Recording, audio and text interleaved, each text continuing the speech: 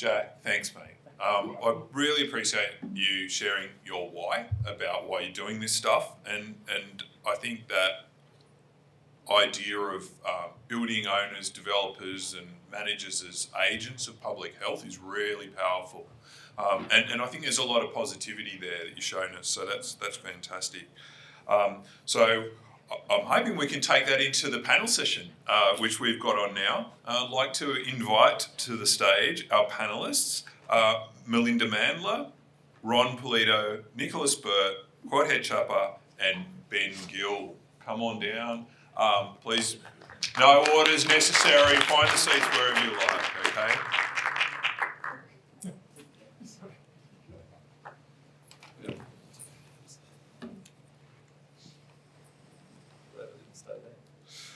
So some quick introductions. I'll go from left to right, our left to right. First of all, we've got Nick Burt.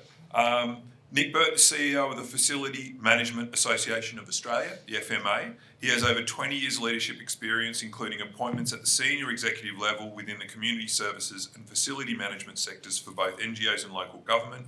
His roles have covered the entire spectrum of policy development and planning, program implementation and management. Quick round of applause for Nick, please.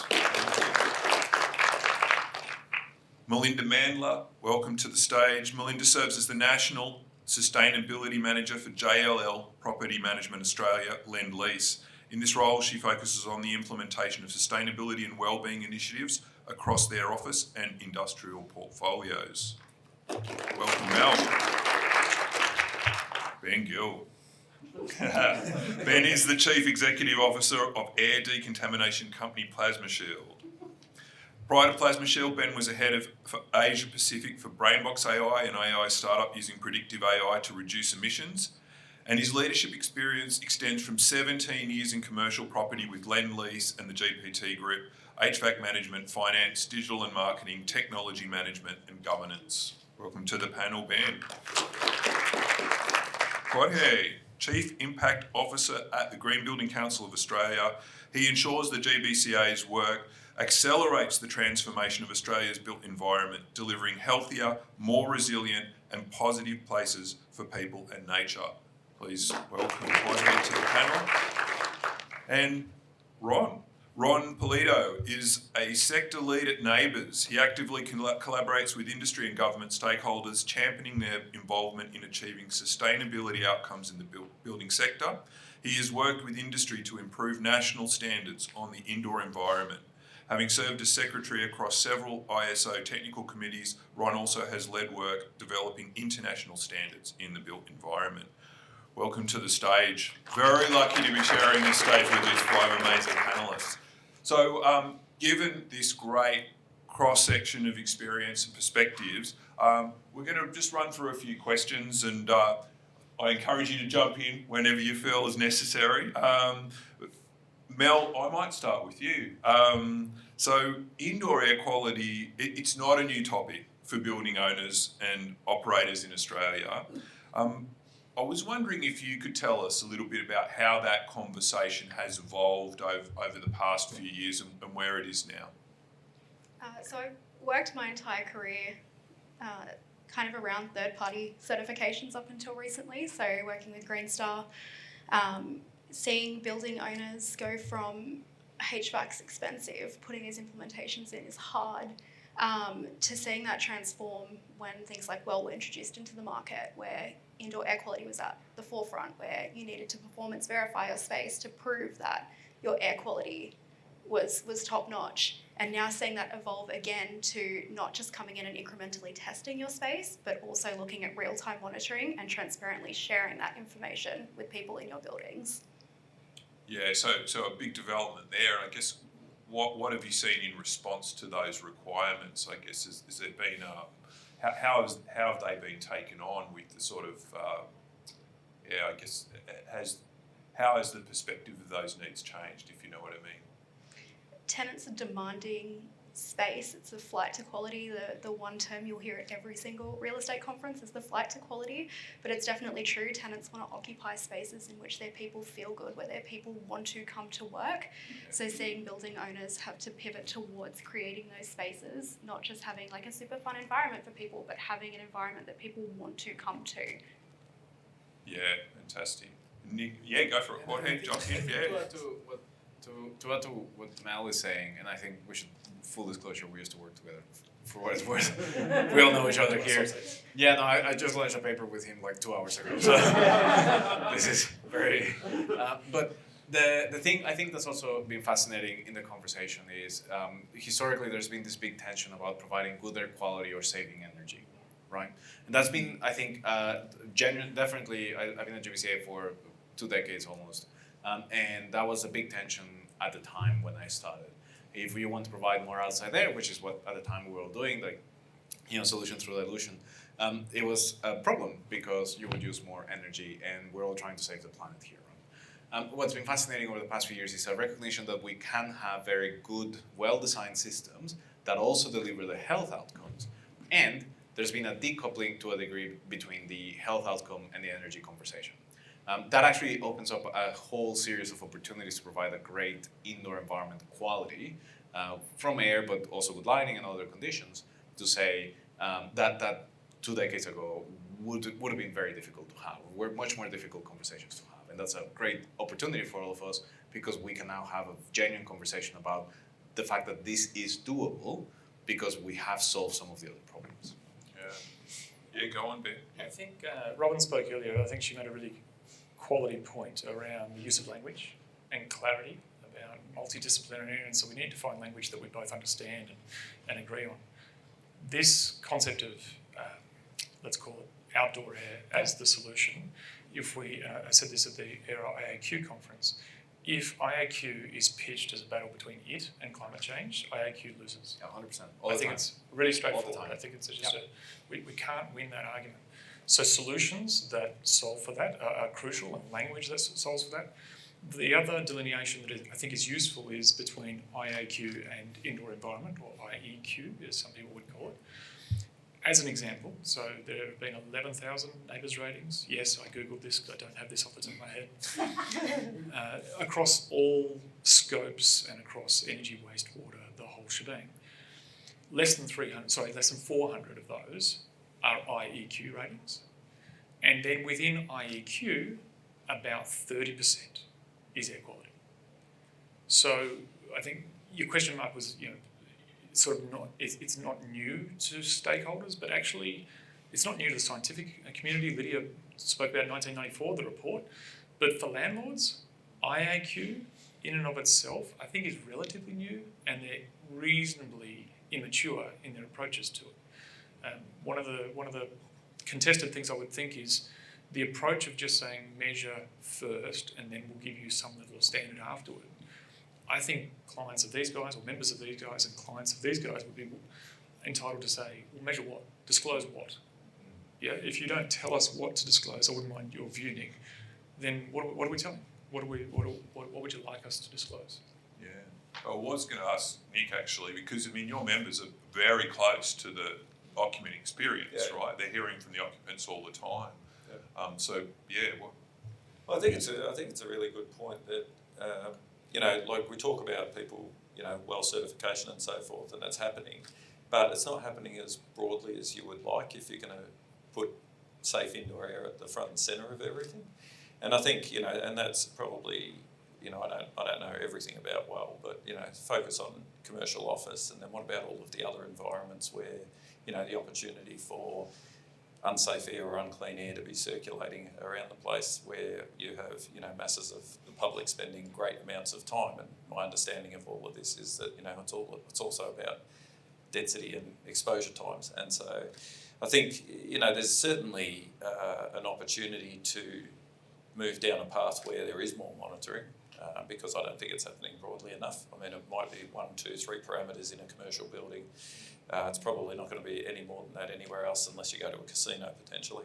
You know, and you might do pressure testing in an operating theatre. But you know, I mean, it's very sort of all over the place. How do we get some level of consistency? I think, you know, the opportunity to, you know, I think to a point Ben made is, you know, we don't even have an operating standard for, you know, what constitutes good clean air all of the time inside a building. And so how do we come up with that standard, to Ben's point, that we can tell people this is what good clean air in this type of environment is, and then let the market decide on how to, you know, how to tweak the systems to make that happen. Yeah. And Ron, I mean, we're talking about NABERS IEQ, and NABERS Energy's obviously been one of the great success stories in Australia. I mean, what do you see as the sort of interplay of those systems, and from your side, are you seeing those two things coming together? Yeah, and those are the two things between energy and indoor environment and air quality. I just want to say first that I joined the No Jacket Club. Just alone up here. It's over there. But it's still blue. And a lot of what I feel like I'm going to say has been said throughout today, and I think you might have stolen the thunder a bit between the difference or the comparison or the idea of energy versus indoor environment. What we can see from our data, and the thing with NABERS is it measures real data. It's an operational rating. You can't fake it. You can't just model it and say that's what it is. You've got your data, you've got our tool, you put it in, and it spits out a result. And what we've seen over the years, and it's great to see this thing between energy and indoor environment, is that over time, and even just in the last year, we have found that star ratings for buildings that get both an energy rating and an indoor environment rating can actually be high. So the data itself should debunk that myth. There is a tension and a perception from quite a while ago. It's quite interesting, and I'd say it's a bit of a shame that that perception still exists, even though we have the data that shows it, and that the knowledge has come through from the building side. But definitely, with the NABERS star ratings, we found if you get both an indoor environment and an energy rating, they're actually getting quite high. 60% of those buildings that get both are over 4.5 stars for both the energy and the indoor environment.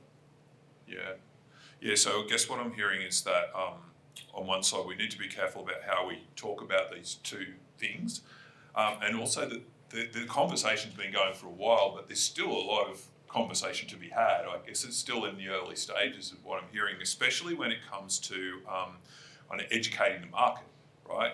And I guess one of my questions as well is, you know, disclosing information is one thing, but then are people understanding what that means? And you know, I guess the disclosure and the awareness pieces, you know, how can we educate building occupants about the importance of indoor air quality? How can we educate the market? And I don't know, Nick, I know you're pretty passionate about this subject, so yeah, I'm happy to start. I'm really passionate about it. I don't know, you know, I'm Victorian, so I drive around Melbourne, and in Melbourne they've got these sort of portable trailers that pick up your speed as you're going, usually near a school zone. And it gives you a big smiley face if you're under the limit. It gives you a big grumpy face if you're over the limit. And I reckon if you had that type of thing sitting in the foyer of most buildings, in the entry of most shopping centres, that had a sad face when the air was crap and a happy face when the air was good, you'd soon educate the market, right?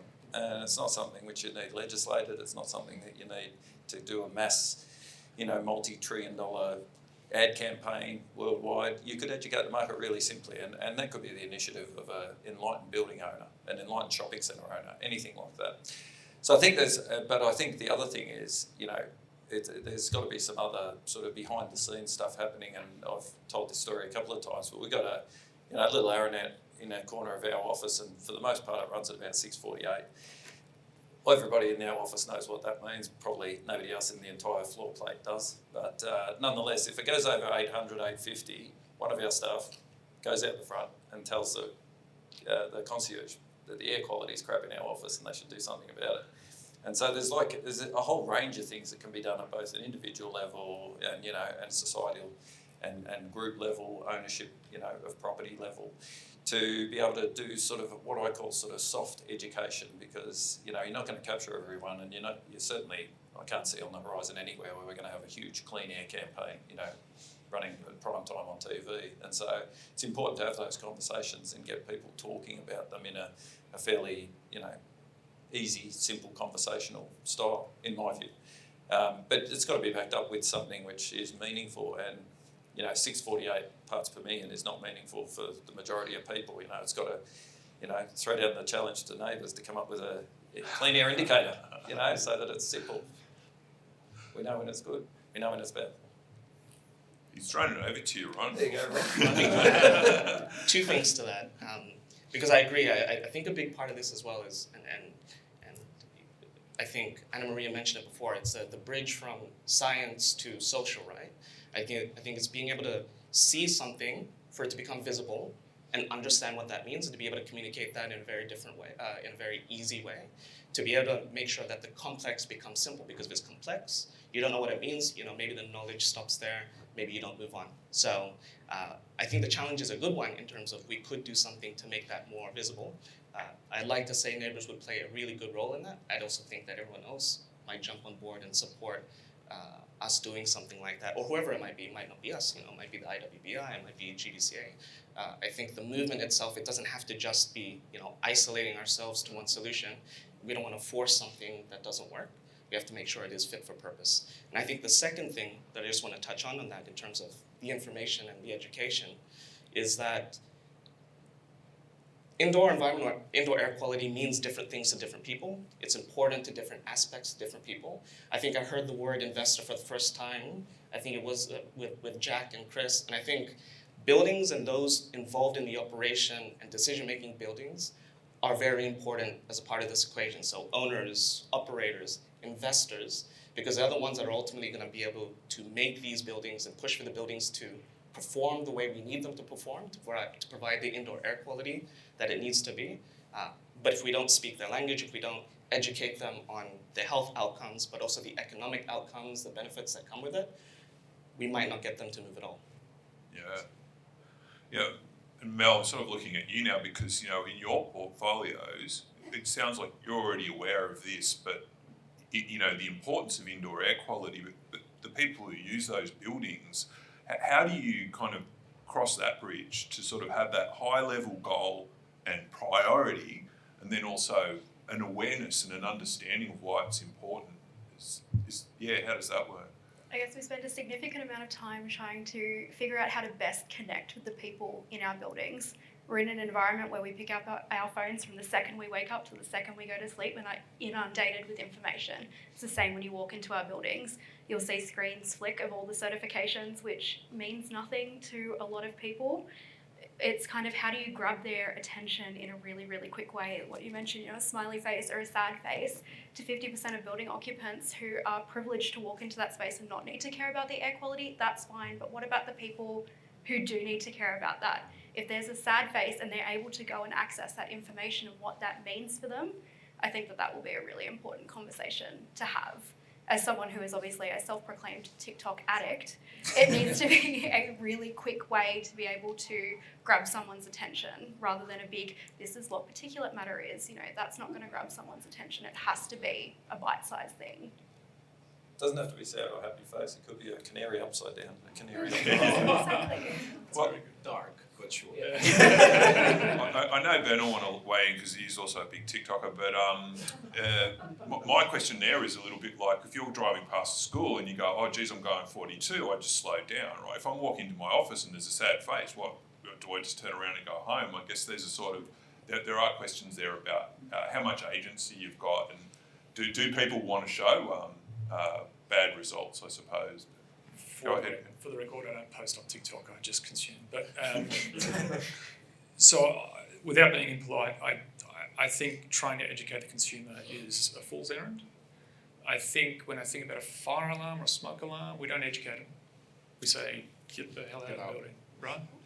And on some level, that's all they need to know. Some people will be passionate about it, some people will be passionate about fire alarms. That's fine. But there are millions of people across Australia who use all sorts of buildings, and the context will be different. And think about the greatest health promotion that has occurred has had millions and millions of dollars of creative energy put into it and go on wide via national TV. And I would suggest to you that's not where people want to spend their time, to your point on TikTok. Having said that, we can definitely articulate where the environments are good, bad or indifferent. I think it's very much a case of in this field, complexity is death. So when you're trying to communicate, simplifying things is so much easier. So I think both GBCA and NABERS do an exceptional job at this. It is a star rating. People know that. They know that from rating films. The work by specialists gets done really behind closed doors, but it's a semi-transparent environment. And then a rating scheme comes out or a tool comes out and people can use it. So as an example, ASHRAE 241, probably the best benchmark for clean air globally is now within both IWBI and the latest standard for Green Star version 1.1. Yeah, that's right. Just launched 2 weeks ago. Points. Full disclosure, I also work with Ben on this. I understand. But it's important because otherwise these things don't make it into the rating schemes. If they're on the rating schemes, then people don't get incentivised to it. So if you follow the money, which Jack spoke about, governments will take tenancies in higher rated buildings. Therefore, landlords, developers who are not represented in this room, to the best of my knowledge, please put up your hand if I'm wrong. The three of us all earn a living by servicing these guys. But the people who are ending up paying the bills are not in the room. And we need to get them in the room. We need to have these conversations, whether it be through the PCA, whether it be through peak bodies like these guys. I think that's where I'd be focusing investment rather than consumer. I think there's also a question, like we're talking about here as though if only the problem was to tell the consumers whether there's good there or bad there. But what we should be doing is raising the question of clean air as a building owner's responsibility. No one goes around and says, you don't walk into a building and there's a sign at the front that goes, this building may or may not have a fire alarm, right? It has a fire alarm, that's it. There's a fire escape, that's it.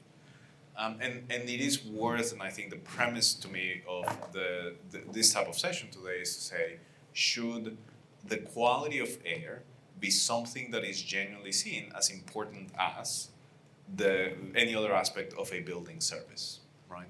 Again, you don't lease a commercial office space and goes, maybe there's a toilet, right? Like this is a thing that just exists. We don't think about it, it happens. And for the vast majority of people, to your point, Mark, the agency level that they have is limited. I work at the office that I work with, not because I choose to, but that's because my employer works there.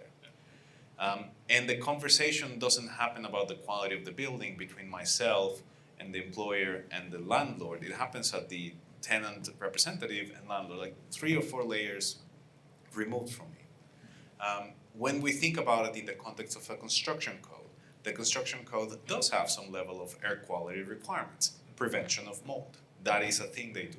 Prevention of noxious fumes and odors, right? That's what the exhaust requirements are.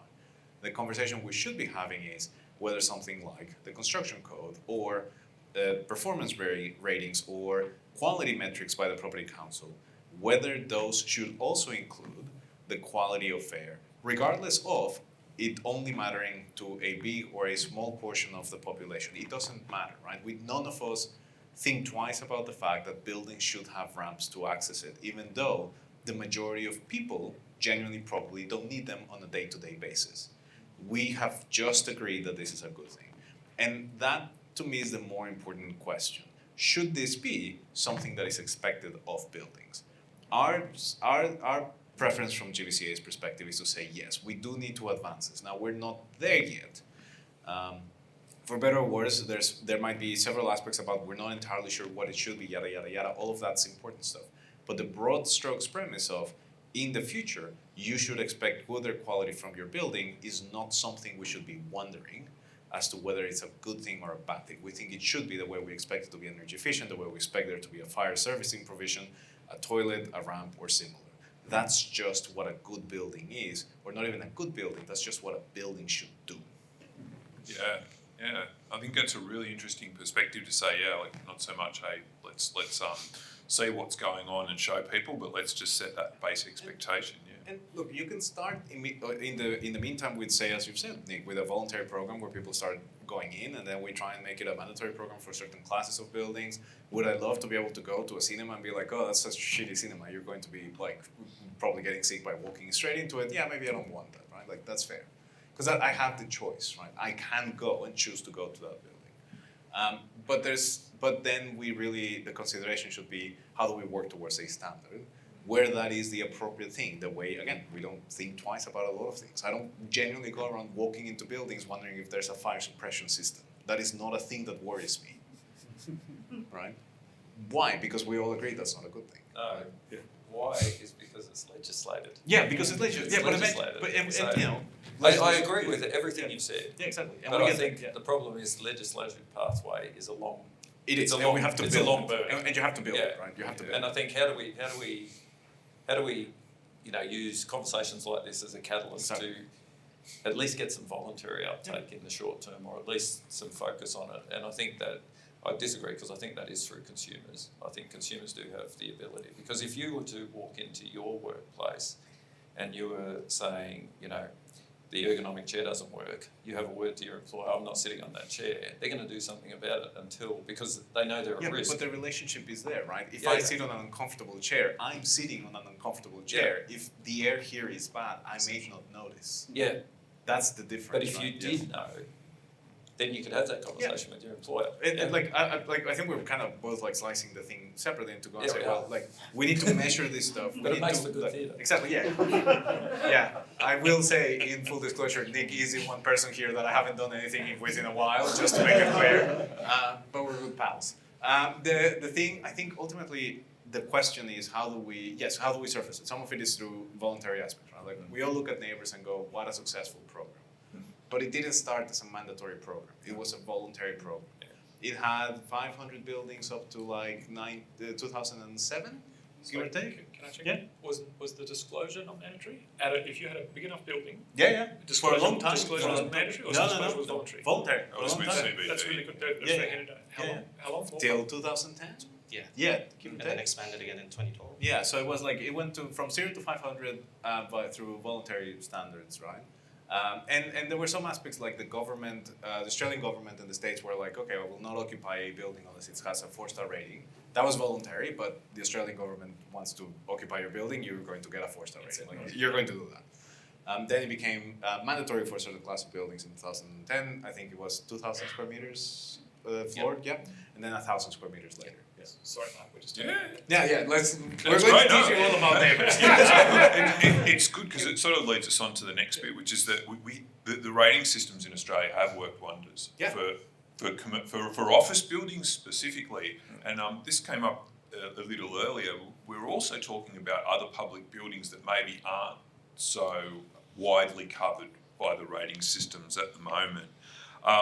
But I'd love to hear your perspective on that, like whether we need different actions in different sectors. If we're talking about schools, education, if we're talking about healthcare, is that motivational sort of voluntary disclosure rating system, race to the top approach going to be effective, or do we need to try different things? I have a view. Yeah. Those concerns of it. Of course you do. Yeah. So you can't communicate to a primary school teacher the same way you communicate to a hospital nurse. They are completely different environments, to completely different risk thresholds. If you talk about an engineer in one environment, is going to be talking about litres per second per person, and in a hospital they're going to be talking about air change rates. The language is different, the mindsets are different. One of the key things we need to do, this goes back to my earlier point, is we need to be clear about where we are focusing our efforts and the language in which we are using. There are arguments, good and bad, about hospitals. Classrooms are fundamentally where I would focus. Natural ventilation for classrooms today is ridiculous. I don't know why we allow it as a community. We could fix that very, very easily. But each of those standards are done through different entities, sometimes state-based, most often state-based, less federal. So unless you are slicing and dicing according to those sectors, then you are relying on, if we go back to the Liam argument, which he made well, but when you argue at a WHS level, it means that entire floor needs to be lifted, and that needs to apply in every workplace, which, as he said, is everywhere outside the home and, in fact, in some homes. And that means you're only ever going to get it to a level that everyone else can tolerate. So I think that's a remarkably difficult lift, remarkably complex lift, whereas if you break it up by sectors and you prioritise, that's where I would be sitting at the front of the tree. And You go, Ron, because I've spoken a lot.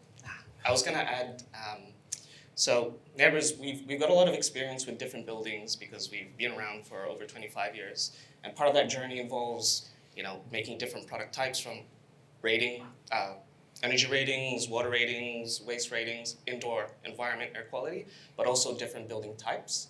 And a lot of what we've learned, and we've shared these learnings, and we've also heard these learnings, is that buildings aren't all the same. Different buildings have different needs, different buildings have different occupants who have different priorities. And I think it's just to add on to that point and to emphasize that it is important that we don't forget that, and that we are considering each building for whatever it's worth, whether it needs to be designed differently, whether it has to meet different standards. And then there's this whole conversation, a different question about different standards and then a benchmark. But I just want to add there to hopefully hammer the point that it is important that buildings are considered differently. Yeah, but it also gives you a good attack vector, right? Like there is an aspect about if I have to convince every office building, I don't know, Mel, every client in every office building that you have, like you're talking hundreds, right, of people. If I need to get every, like let's say, for argument's sake, 90% of all schools in New South Wales, I probably need to convince like 2 people in the Department of Education. So we can start going through this in a logical way, and in a way that starts enabling good change, especially for what are likely going to be like disadvantaged or in development communities, right? So we can tackle the healthcare sector first, and you go, yeah, that's a few, maybe 100 buildings in Australia. Also, I only have to talk to maybe 8 people in Australia. I'm maybe oversimplifying, but not that by much compared to the number of clients that Mel has, right? Which I don't know how many would you normally work with, Mel? Hundreds. Yeah, hundreds, I reckon, right? Like you're having 100 different conversations, right? I think when you're talking about sectors like healthcare, aged care, schools, it's a very different conversation than when you're talking about commercial real estate. Commercial real estate has money. You have institutional investors for the most part behind it. You're talking about sectors that don't have the luxury of consultants. They don't have the luxury of time. And as a previous consultant, navigating third-party certification systems is hard. Not to alienate all my friends from the third-party certification sectors. It is hard, and it takes money often to be able to navigate to meet the governance requirements behind those third-party certifications. That, sometimes there needs to be a different barrier to entry for those different parties, or whether or not those standards are appropriate, and there needs to be a different pathway you can go through to have equitable air quality for those parties. They may not be able to go the whole holistic indoor environment standard, but what can they do to make those spaces safe for everyone? Nick, any thoughts on that one? In terms, your members cover a massive variety of buildings, so yeah. I don't disagree. I think, Liam said something in his presentation earlier, and which I quite like, is, taking a risk-based approach to this, so building type, risk level, and then, applying an operational standard to that building type. But, there's going to be different interventions for every different building, because you're talking about different incumbents in those buildings, different expectations, and I think this is all about how do you just change the paradigm so that people start thinking about this in the first instance, and then start enacting it in a way that's meaningful to the people inside the building. And I think we've got to start somewhere, and we could. My fear is that we wait until everything's in a perfect state, and we end up not getting anything in place in the short term. And we take the long road, and that concerns me, because there's so much low-hanging fruit that could happen way ahead of that. And even with government, you don't necessarily need to go to full regulation. New South Wales government has a policy. Ronald, correct me on this. They have a policy that they preference hotels that have a NABERS rating. And so they've done nothing except indicate to the market what their preference is, and that will change behaviours over time of hotels getting NABERS ratings. And so, if you put a government policy in that said we will, not only have a 5 or 4.5 star rating requirement for energy, but we will preference buildings that monitor their air quality. Nothing more. It's a statement in a piece of policy. And that's literally and it's simple. With NABERS and Green Star at the time in 2005, right? With the Energy Efficiency Government policy, EGO. Right? Exactly. That's literally all they wrote, and every building owner that leads to the federal government, largest tenant in Australia, just went like, gotta upgrade my buildings. Yeah. This is a desperately important point. This is it's simple. It's so simple. It's so simple. This is not difficult to achieve, right? So hopefully I'm not giving anything away, but I know it's reasonably public knowledge that NABERS put in submission to create an IAQ tool, right? It's $2 million. It's a lot of money for me. It's not a lot of money for the federal government. So $2 million gets a lot of smart people, many of whom are sitting in this room, around a table that NABERS would select to contribute to a standard that can then be applied probably in office first, maybe not. They then develop an offshoot that goes schools, an offshoot that goes aged care. This path, we know how this movie ends. We've done it for energy. It's been done for water. You know, this is, let's use the railway tracks that have been built and put a carriage on it rather than trying to build railway tracks from the start. Yeah. And it's trusted by industry. Yeah. 100%. Like, there's no credibility issue at all. It's ready made. I'm glad it's coming from them and not. Yeah, you didn't say that. Okay, Yeah, there's also a big pocket outside. If you can just drop in some donation, we'll get NABERS. right. It's fine. That's it. Yeah, you just need $2 million for that. For the record, also too much money for me. Yeah. I don't have $2 million either. It's cool. But I guess what I've heard there is, on one hand, that the rating systems can be an amazing way. We've got these railway tracks that we can use and we should use, but at the same time, I'm hearing that there's going to be sectors where it's like we don't have those investors, and we really are going to have more of a sort of a stick approach, I guess, and say, look, that's just the way it has to be done. Yes, so they are, in my mind, they are not mutually exclusive. Once you've established a standard, making that either mandatory disclosure or voluntary disclosure to start, but voluntary disclosure is nothing. We have voluntary disclosure now, right? Buildings that get good scores, put it up. That's fine. Mandatory disclosure says, okay, let's get some ratings now. And then finally making it mandatory, that's a third step. But establishing a standard and then adapting that standard for the context of a different sector, so taking it from offices to aged care as an example, that baseline is so desperately important. You establish that baseline and you create a version 1, version 2. And you work your way outwards, right? Like, take NABERS, Green started, we started effectively the same way. We were a standard for office buildings. For the first 5 years of its life, we only rated office buildings. And for a long time while I was working at GBCA, people would think of us as an office standard for like almost 2 decades of its life. Right now, offices make up less than 20% of any yearly given registration numbers, right? We cover everything else. But it took us a while to get there. Fine, let's start with offices. Pick one thing, get a standard, get it going. Offices are great because, as Mel said, there's money and you can build a lot of capacity and you can test a lot of things and people are willing to invest in this stuff. There's a commercial return. Fine, start there. But let's get to a point where we actually start. And also, there's also a lot of in-betweens in terms of air quality, right? Like we can go in and have standards for cleaning ducts. We can go in and do a lot of stuff that we can do right now without having to necessarily solve the entirety of the problem to perfection, as you're saying. So I think there is an approach that's worked. There's an approach that can be used to be followed. And ultimately, if the goal is, and we, for argument's sake, we all agree there's a goal of trying to bring the idea of clean air as something that is deserved by anyone in any building, great. We know what to aim for. Then it just starts becoming about how do we advocate and how do we plan for that stuff and deliver, essentially. And ultimately, I should point out, for example, people look at Green Star and NABERS or Well and so on. Green Star is a voluntary rating tool. We're a not-for-profit. We're an industry association. We tend to be the guys, as I joked to the NABERS team, we're like, yeah, we should do something about clean air and we'll race off and we'll try something and lots of things fall apart and whatever. But eventually enough people go, yeah, it's a pretty good idea, NABERS takes over. That's great. Like, there are solutions to this. Well exists, Green Star exists, we can start. Eventually we get it to a better, more refined standard, which is what NABERS does. And then we get it into regulation and it's just expected.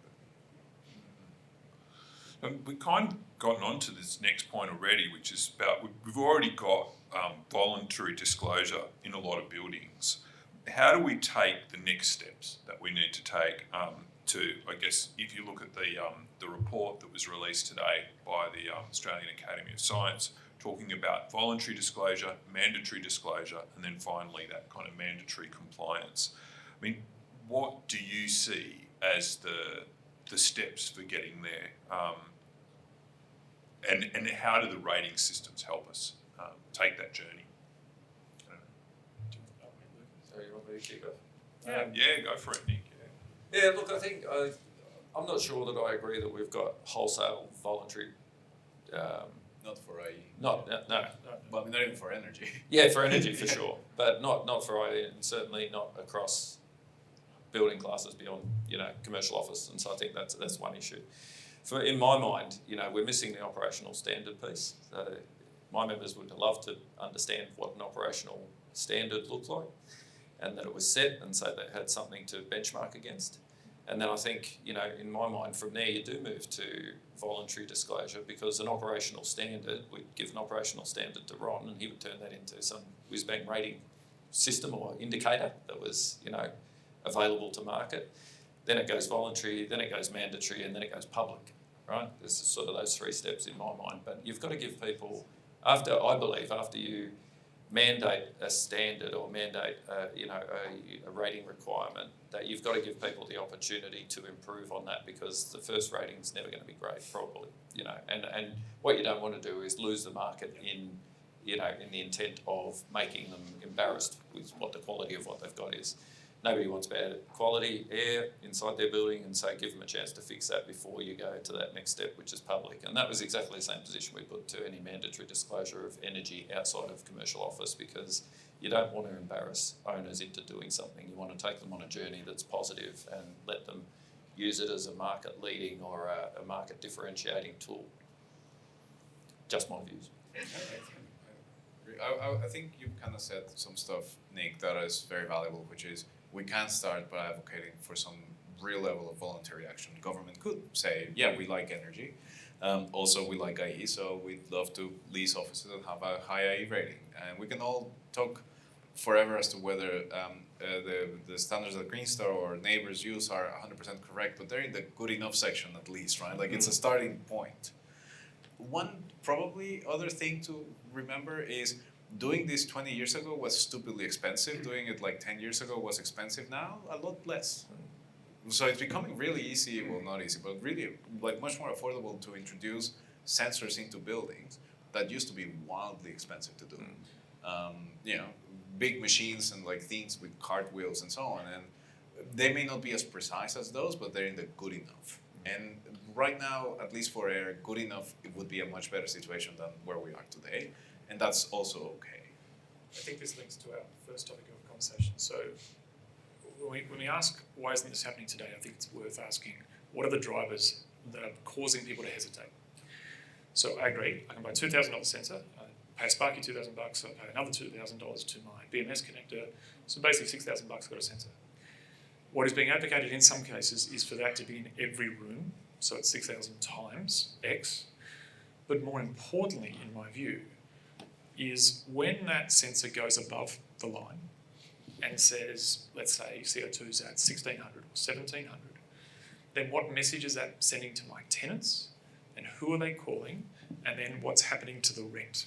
This is on some level not a cost conversation, it's a rent conversation. Because if I'm a premium tenant looking for premium office, and then suddenly there are sensors telling me that the space actually isn't premium, it's got ambient light, it's got a great cafe downstairs, but the air is shit, then suddenly we're in a different conversation. And then, to take that one step further, well, how do I fix that, Mr. FM?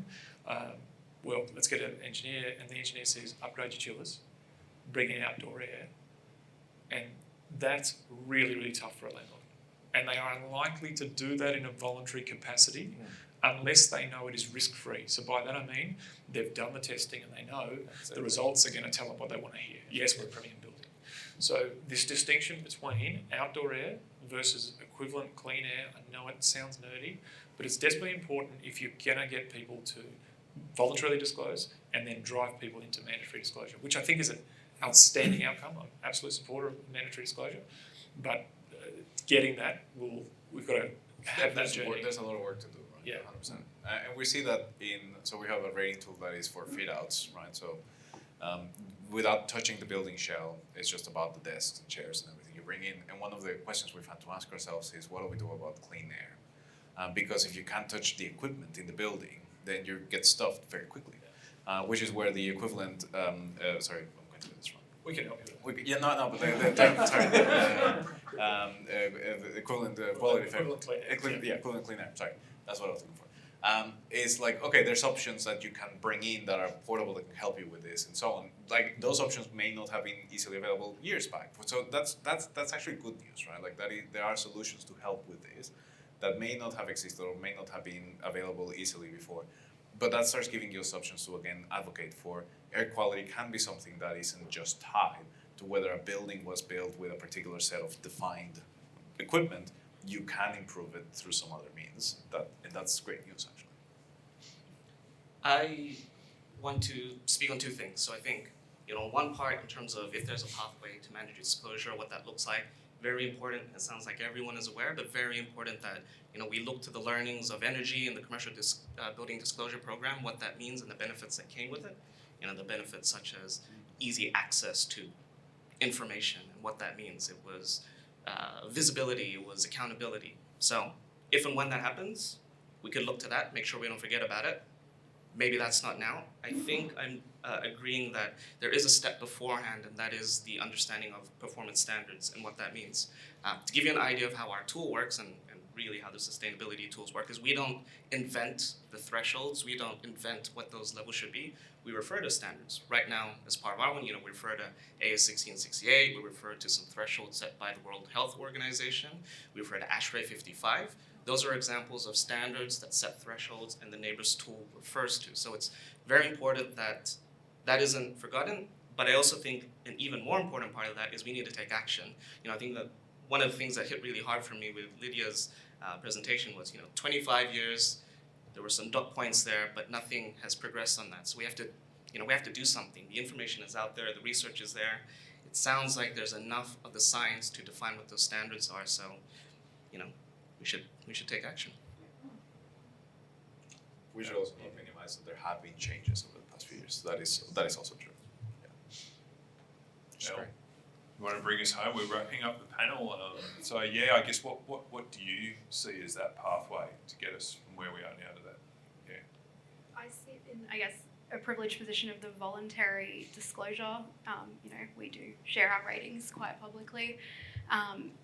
Would really love to see that mandatory requirement come in for, the buildings that aren't not hitting them with a stick, but, being required to start talking about not hiding bad results, not punishing bad results, but encouraging, improvement in that space, finding that really perfect little space between, encouraging people to disclose and need to do better.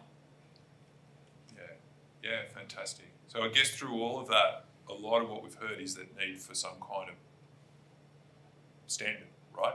It's come through pretty clear. Step one.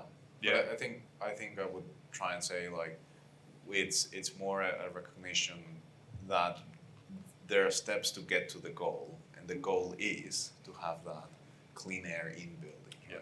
Yeah. That's ultimately the piece. So, yeah. And Lydia and that cohort of scientists who published the science article have done like 80% of the work. Yeah. We don't need to reinvent that. It's more marrying that with how buildings operate. Yeah. And that's sort of where both the standards conversation comes from, the NABERS conversation, because if you can't get that, then we're into this sort of conference death spiral, right, of talking about the same things. I'm not being dismissive of the efforts, you're absolutely right, there has been progress made. But those steps are desperately important. So to any advisors of politicians out there, if you're a federal government advisor in the audience, or if you're watching online, $2 million, write the check to this bloke. You're welcome to write it to the rest of us. Yeah, well, $2 million gets us there. as well. Correct. Excellent.